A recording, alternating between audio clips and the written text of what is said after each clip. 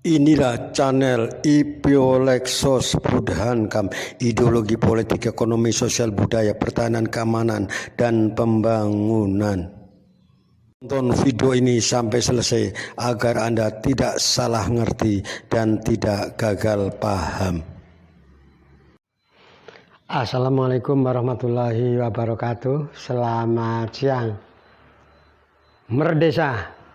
Oke, sahabat Sarman Kitemang. Kali ini saya ingin melanjutkan video tentang audiensi kita dengan DPR, dengan kelembagaan kementerian terkait oleh para petinggi aksi Asosiasi Kepala Desa seluruh Indonesia. Sebagaimana kita ketahui bahwa organisasi kepala desa di Indonesia ini kan ya ada beberapa organisasi, tapi dalam hal menggolkan Undang-Undang Perubahan Kedua Undang-Undang Nomor 6 Tahun 2015 ini perlu satu pintu. Makanya ada organisasi yang namanya Aksi sebagai gabungan, sebagai wadah dari beberapa organisasi kepala desa untuk bisa melanjutkan, termasuk organisasi perangkat desa, untuk bisa memperjuangkan tentang tercapainya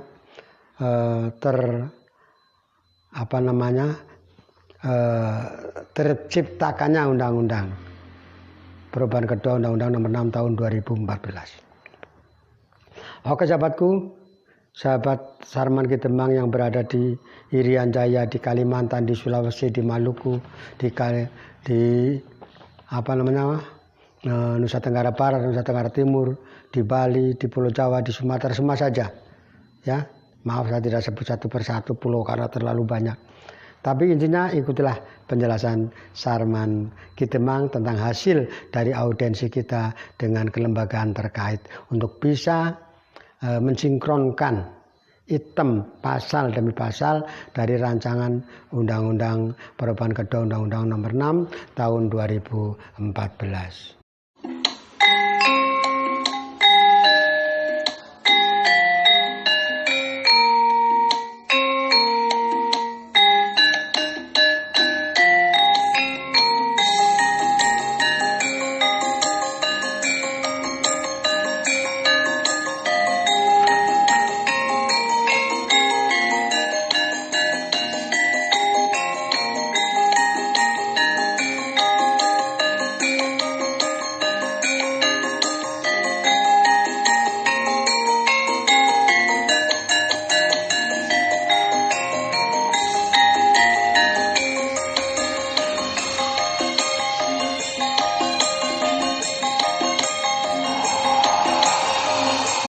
Baiklah sahabatku Sarman Kitemang, rekan-rekan kepala desa, selamat siang, rekan-rekan perangkat desa, rekan-rekan BPD, rekan-rekan pencinta desa, rekan-rekan pemerhati desa, seluruhnya. Maaf barangkali ada yang ketriwal, ketringsut, ibaratnya ketinggalan, ya kami mohon maaf karena terlalu banyak yang harus aku ikuti, harus banyak yang aku jelaskan. Baiklah sahabatku, kami laporkan tentang audiensi tim kecil kita, ya. Maaf barangkali kami kadang-kadang meninggalkan rekan kita yang dari luar Jawa karena waktunya mepet, tempatnya juga jauh ya, harus naik kapal atau naik pesawat ke Jakarta ya. Oleh karena itulah perwakilan kami yang ada di Jawa telah melakukan audiensi dengan kementerian terkait.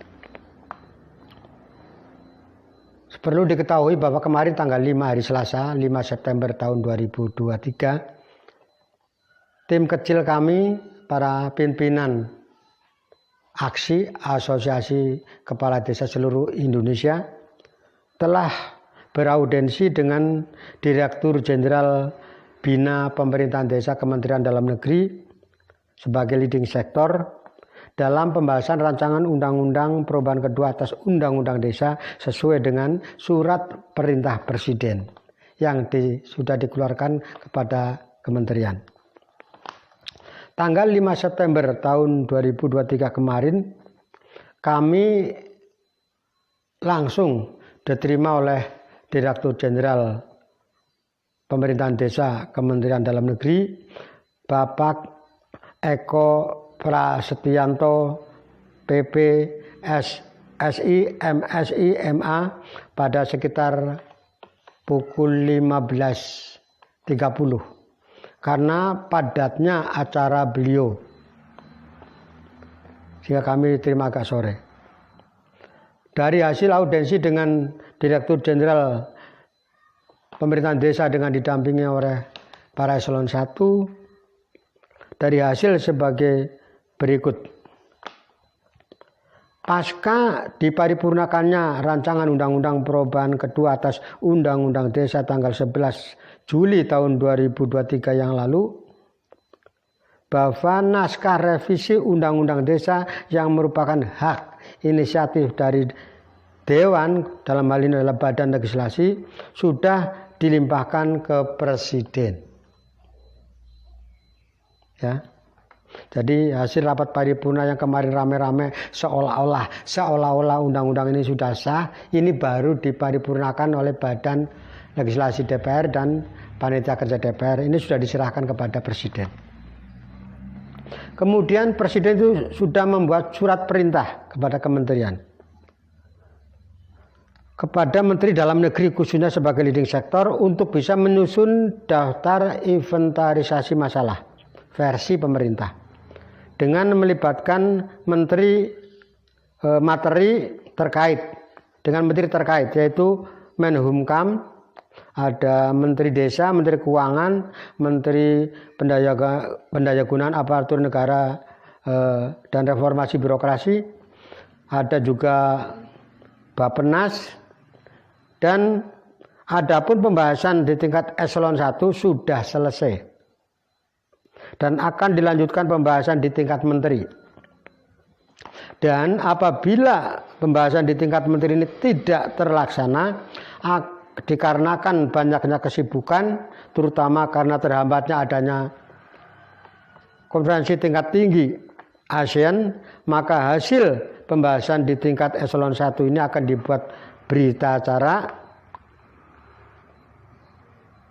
sebagai pengganti dari rapat antar menteri, ya, karena kementerian ini kan repot.